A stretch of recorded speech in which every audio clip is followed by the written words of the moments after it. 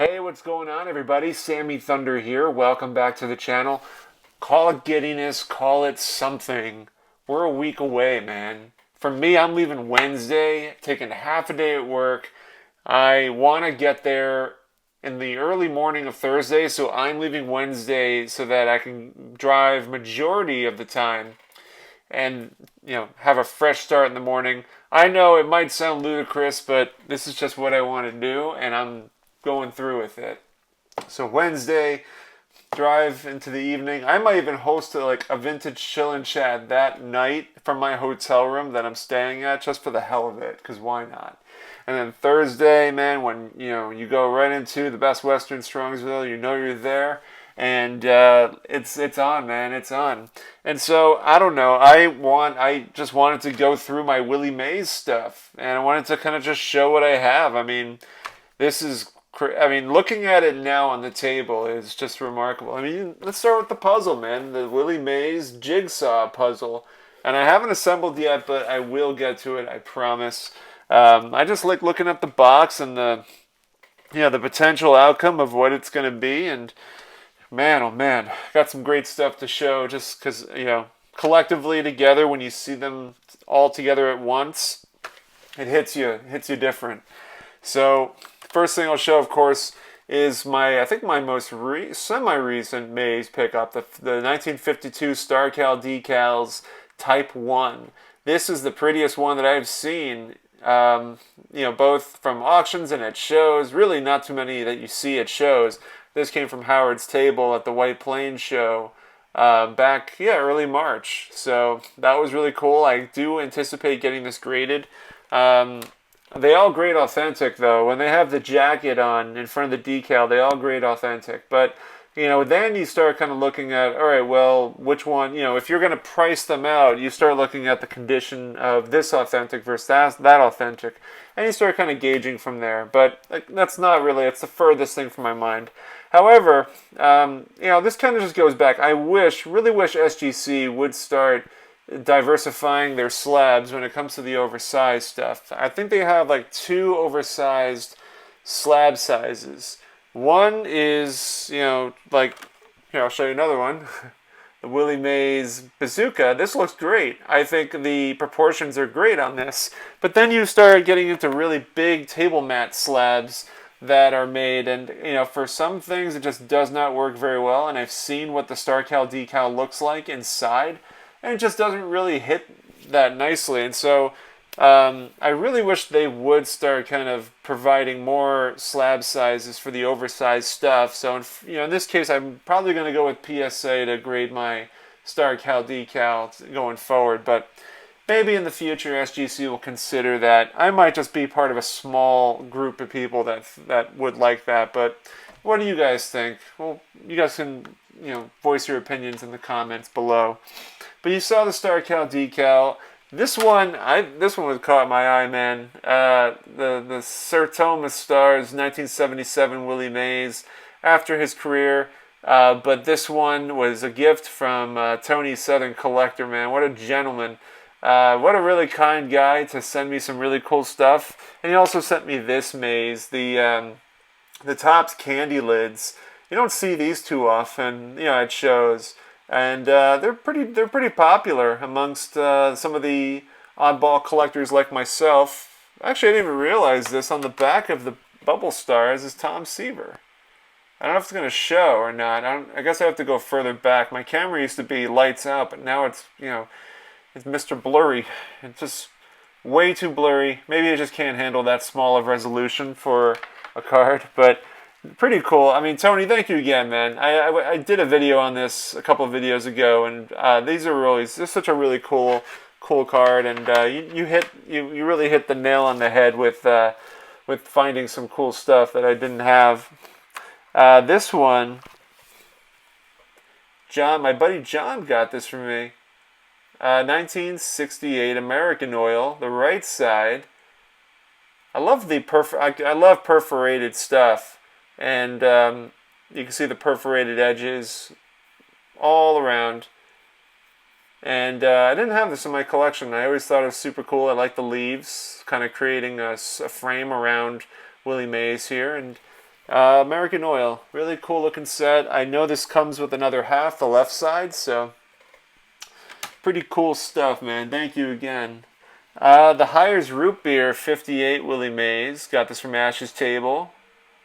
Very beautiful looking card. I was considering on selling this and then trying to upgrade towards the full Mays with the tab, and that might still be a possibility in the future, just so I can offset the costs a little bit, because there will be a considerable difference between this and one that has the tab. But for what it's worth, I know some people actually just like the card without the tab. I think Jason, my co-host and my buddy, said that I think he likes it without the tab. So, which I can, just another person who would attest to that. But we'll see down the line that this might be an option to upgrade, sell this or trade this towards the one with the tab. Speaking of ones, here's the test. And of course, this one is really tough to find with the tab. And I mean, we're talking a marginal difference when it comes to cost between the ones without the tab versus the ones with the tab. And they're pretty striking, as you can tell with that kind of deep orange, brownish mixture combination there with Mays and the focal point of it all. And I love the typeface that they have for this card. It's pretty dazzling. You can't have a Mays without having the classic 52 tops. Got this at the National 2 years ago when I was Chicago 2 years ago. I got it there, and it was actually, I think it was one of the first buys that I made when I was there. And great looking card. For what it's worth, the centering is pretty nice, and rounded corners, but it has a lot of character to it, and that's what you want out of a card that's very old. Never selling this one, man. The Venezuela, 1967. The front looks amazing. It's really the back. I mean, but this is expected. These were always glued into the books, and so there's stains and such and whatnot. But I mean, this probably encountered a lot of weather conditions and. Just like as Pat Quinn said in the interview that I conducted with him, that a lot of these were, there were like closet spaces wasn't really as big there, so they would have to put these underneath the house in like floorboards or something. And of course, the weather and just climate gets to this, and it'll do whatever it needs to do. But listen, it stood the test of time, and here it is in an SGC1 in my collection. So there you go. Love the 64 stand-up. Had to eventually get this. I got this from Stan's Table a while back. I've had this for quite some time now, and it looks great. I think somebody wrote like 1100 on it on the back or something. I'm not sure, but great looking card. Looks really, pretty crisp, and that perforation is on point, man. It's on point. This was my most recent upgrade. My buddy Kyle reached out to me asking if I knew anybody that would want this, and of course I was the person that wanted it, so I upgraded my 1991 Fleer. No, Scott, it's not a 1991 Fleer. It's a 69 Transagram, of course. Willie Mays in an SGC3, and the one that I had was graded. What was it graded? Authentic? It was graded authentic, I believe. Or yeah, it's not really focusing that well right now. But as you could tell, really nice cut to it. As that is kind of the whole premise behind these hand cut cards is that it was done by a collector at one point of the box. Speaking of the box, I can't really take it out because it's so delicate. I really don't want to have to take it out, so it kind of shares the home with Doc Gooden on the back there, but there it is, the Willie Mays Transagram and the Milk Duds as well. And here's the back. The Willie Mays card is right on the back there. So for now, it shares a home with Doc Gooden, but it sits perfectly, safely in this little container that I have. I got to get a proper container for it, but eventually I will. A great acquisition was the second Bazooka card of Willie Mays in 1960, and I already showed the 59, but I mean, look at this cut on there. It is so clean, man. It looks like it has the appearance almost like a stamp, but it's pretty good, man. Like, I got this off of eBay, and I made a good offer on it, and it went through. So there you have it, man. A great-looking Bazooka of Willie Mays. Just a great-looking card overall. 69 Super. I was talking to Dave Blue Jacket 66, and he brought these up, and he was saying that's a card you should go after if you're a Mays collector. And I said, oh man, I'm so glad you mentioned that, because I actually ended up picking one up about a year ago at the Long Island National that is claimed by the Jim Ryan shows before before it went over to Lucky's. But pretty awesome card, man. Really clean looking. Got this for a nice deal as well. And another card from Stan, man, was of course, the Burke Ross 52. Part of that 52 run that I was on, and I just completed. Thank God that it's done. I guess except for the Bowman 52.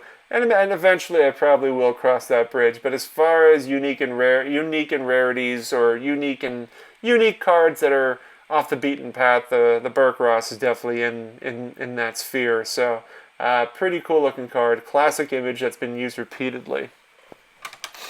Let's see. Of course, I had to show this one. The 1952 Redman Tobacco.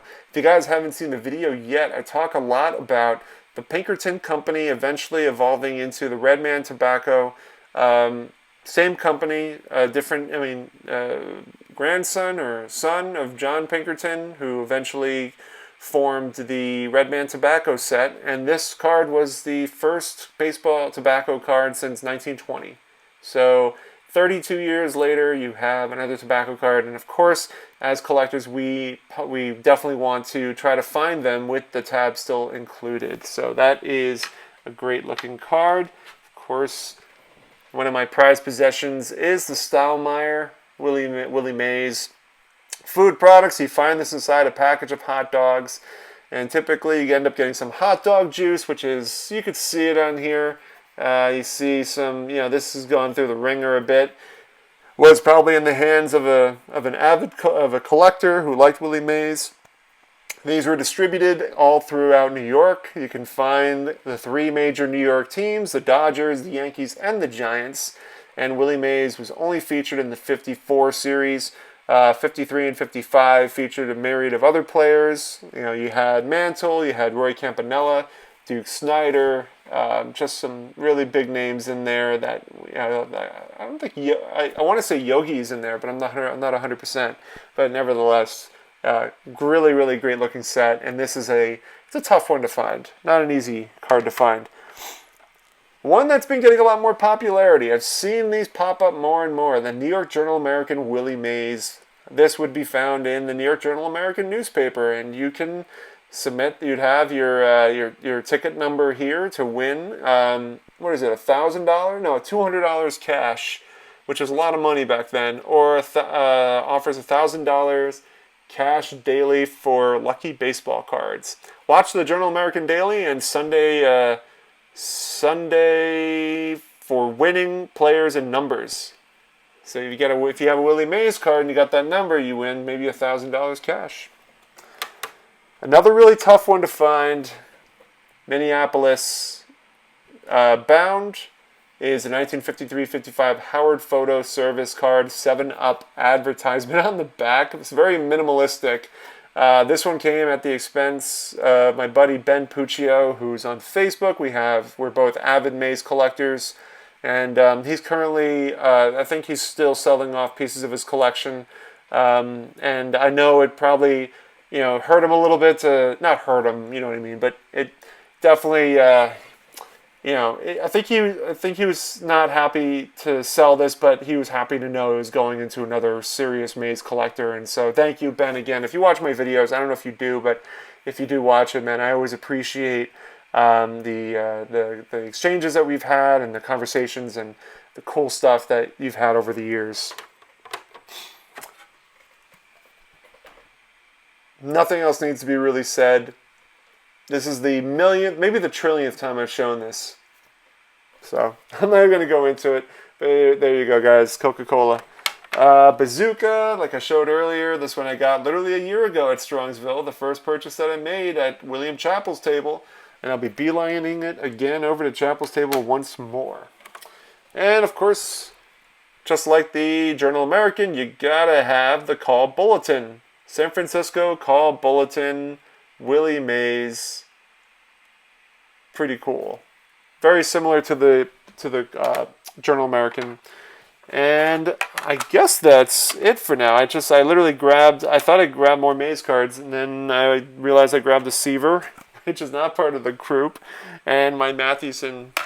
But yeah, that's not part of this video.